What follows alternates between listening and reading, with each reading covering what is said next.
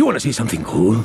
Have you seen Puss in Boots: The Last Wish yet? This is one of the best movies of the entire Shrek franchise, and it's definitely in a totally different league than the OG Puss in Boots. Why, you ask? Well, you're about to find out. Fear us, if you dare. All right, let's get it over with. Number 1. Puss in Boots: The Last Wish has some surprising depth. I am afraid. It's okay to be afraid. When you hear about a Puss in Boots movie, you certainly aren't expecting something deep. And that was the case with the original Puss in Boots. This one, however, deals with some very adult and very important topics. These characters go through real profound struggles, from loneliness to searching for meaning in life. Sure, at its root, Puss in Boots: The Last Wish is a comedy, and it is family-friendly. But it still manages to deal with the concept of mortality and living life to the fullest in meaningful ways. In one scene, Puss even has a panic attack, which makes for a portrayal of real mental health struggles that we don't see very often, especially in a movie that young people will watch. That is the saddest, funny story I've ever heard.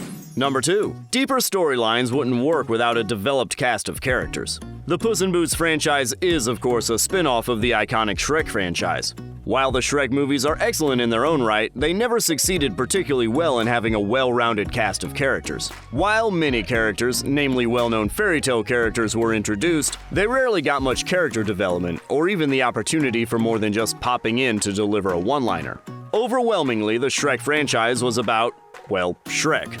There was no room for anyone else. On the other hand, Puss in Boots: The Last Wish made it clear that the Puss in Boots franchise isn't all about Puss in Boots, and instead there are going to be plenty of personalities filling out the rest of the cast, like Kitty Softpaws, Goldilocks, and the Three Bears, to name a few.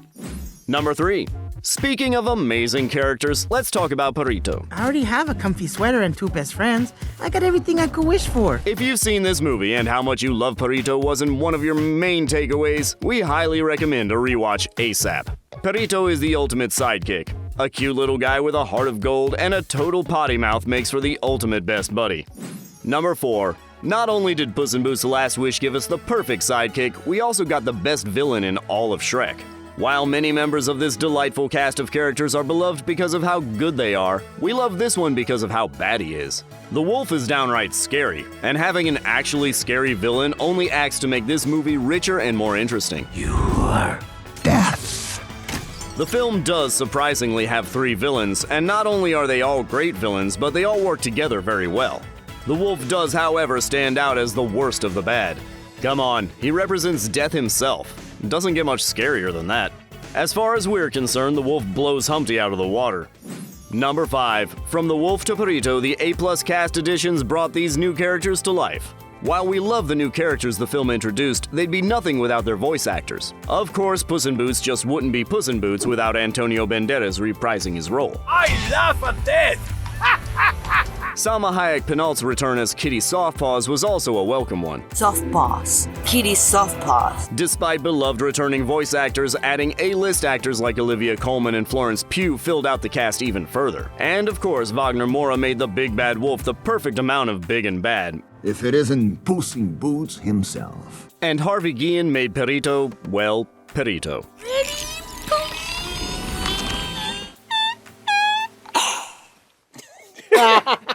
Number 6. The cast may have made these characters sound like themselves, but we have the amazing animation to thank for how they look. Standout, unique animation isn't necessarily what we've come to expect from the Shrek franchise. Yet The Last Wish has definitely exceeded expectations with its visuals. It combines the expected 3D animation with hand-drawn animation. This creates a lot more visual interest, as well as playing into the movie's storybook feel in a way that the franchise's previous movies haven't attempted. Number 7.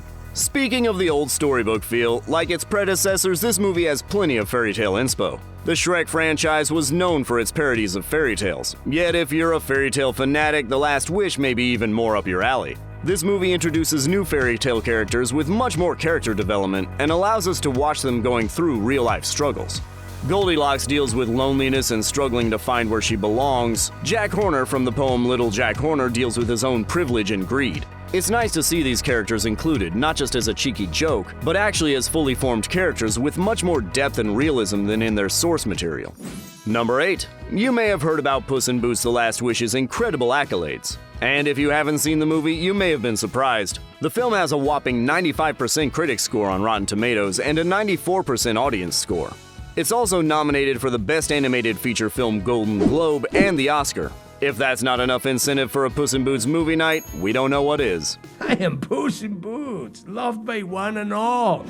So, how do you think Puss in Boots The Last Wish stacks up to the rest of the franchise? Let's talk all about it in the comments, and if you love videos like this one about all your animated favorites, be sure to like and subscribe to The Things Animated for more.